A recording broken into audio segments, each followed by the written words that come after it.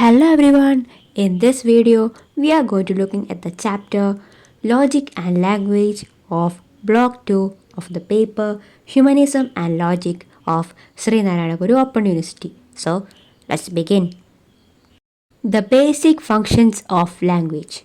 Language and thinking are closely related. Learning a language is learning a new way to think. Without words and symbols, we cannot think. Language serves several functions in everyday life, including communication. There are numerous issues of language like describing objects, greeting people, letting others know our requirements, expressing our feelings, requesting, giving instructions, singing, cracking jokes, play acting, asking, thinking, praying, and so on. Using language is like playing games. Language is used to perform certain tasks through some kinds of sentence. Grammarians divide the uses of language into classes like informative, expressive, directive, ceremonial, performative, and so on. The following three functions of language need special mention. First one, informative function. Second one, expressive function. Third one, directive function. Informative function. One of the basic functions of language is to inform or describe facts. Consider the following examples. Trivandrum is the capital of Kerala. 2 plus 2 is 4. Aristotle is the author of Organum. All these statements are informative. They are stating some facts.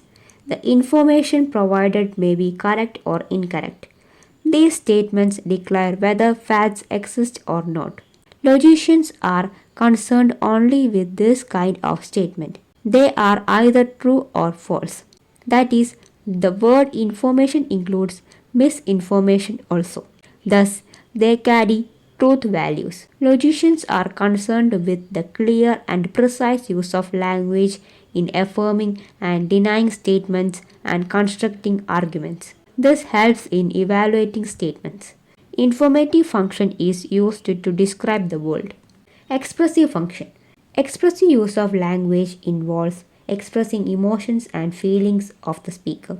Language is used to express joys and sorrows. Consider the following examples. Terrific, fantastic. Oh, what a terrific match. These statements express feelings. Expressive language can be used to arouse emotions like anger, love, hate, etc. Poems are not meant to communicate any information. They are not evaluated as true or false. Emotions are neither true nor false. Applying the standard of truth and falsehood to expressive language will be meaningless. The purpose of poetry is to teach history. Such expressive use of language is called emotive language. Not all expressive language is poetry. We express sorrow by saying, "That's too bad." A worshipper may express her feelings of awe by reciting prayers. Directive function. Language could be used to get some specific work done. Sentence could trigger certain actions. One could command, suggest, or request others to do some work through language. Consider the following examples. Close the window. Come here. Please give me your pen. These statements are not evaluated as per truth and falsity. When a parent tells a child to wash hands before lunch, the intention is not to communicate any information or to express any emotion. Directive use of language is intended to get results and to cause action. When a person says to the ticket seller at the cinema theater, "To please," language is used directly. Commands and requests are very similar. We could convert every command into a request with a mere change in tone or voice or by adding the word please. A command like "close the window" cannot be either true or false. A command can be obeyed or disobeyed. It is never true or false. Language is very fluid and flexible. It could serve fixed and multiple functions simultaneously. For example, "This building is on fire" is informative, expressive, and directive simultaneously. Thus, these three functions of language are not mutually exclusive. They have overlapping functions. A statement which is informative could also be expressive, and a statement which is directive can also be expressive, and so on. The logicians are concerned with the informative function only. Apart from the above three functions, language serves more functions as well. Ceremonial function. Words like hey, hello, good morning, how are you, etc. are used to greet others. These are instances of ceremonial function of language. Ceremonial function has nothing to do with communicating any information. We all know well that how are you is a friendly greeting, not a request for a medical report. Ceremonial language is a mixture of expressive and directive uses of language. Performative function. Performative expressions are used to accomplish some social acts. It is somewhat similar to ceremonial. Take for example the language acts performed by priests in marriage functions. These are performative expressions. The utterance of words constitutes the doing of it. When you are assuring your friend, I will do it, I promise, you are actually making a promise itself, not reporting your intention or predicting your behavior. When uttered in appropriate situations, such performative utterances actually perform the act it appears to describe. There are certain performative verbs like I congratulate you, I apologize for my, I suggest that, and so on. Emotively neutral language. As logic is exclusively concerned with what is inferred and on what ground it is inferred, logicians focus on the emotionally neutral language. Deciding the validity and invalidity of arguments are dependent on separating emotively neutral use of language from other uses of it. Emotions are subjective. Emotively charged language is used to persuade others. It blocks effective evaluation of arguments.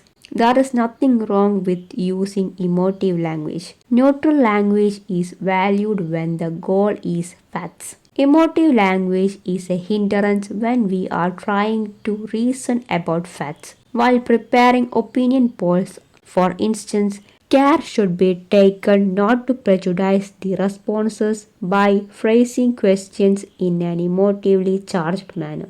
Logic appeals to reason instead of playing on emotion. Advertisements play on emotions in order to persuade and to sell. Definitions. What are definitions?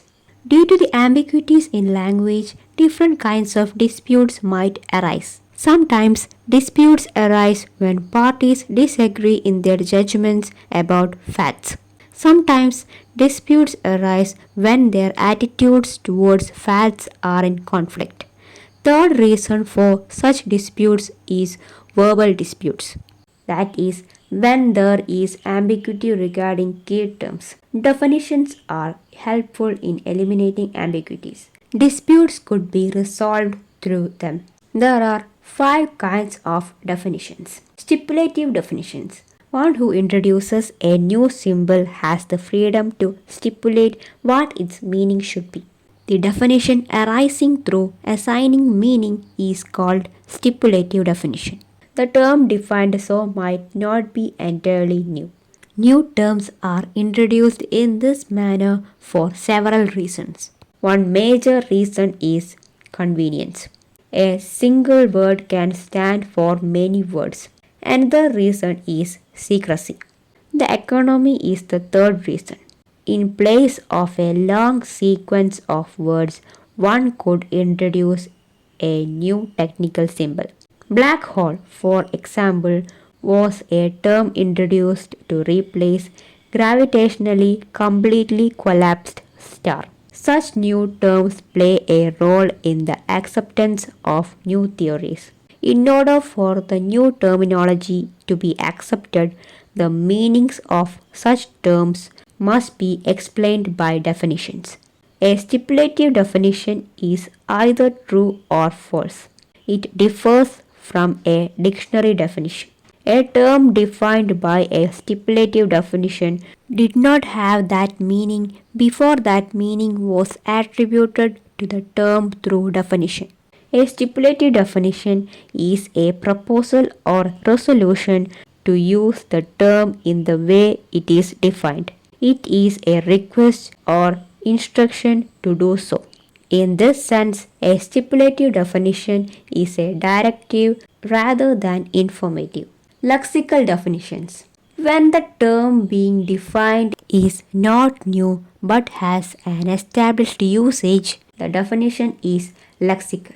A lexical definition reports an established usage. It does not give a new meaning to the term. The lexical definition may be either true or false. Consider the following definition. The word mountain means a large mass of rock rising to a considerable height. This is a true definition. That is a true report of how the word is used by English speaking people. The difference between stipulative and lexical definitions lie in these characteristics. For this reason, lexical definitions are referred to as real definitions too. This does not imply that such terms exist in the world. The definition, the word unicorn means a animal like a horse but having a single straight horn projecting from its forehead is a real or lexical definition but does not denote any existing thing.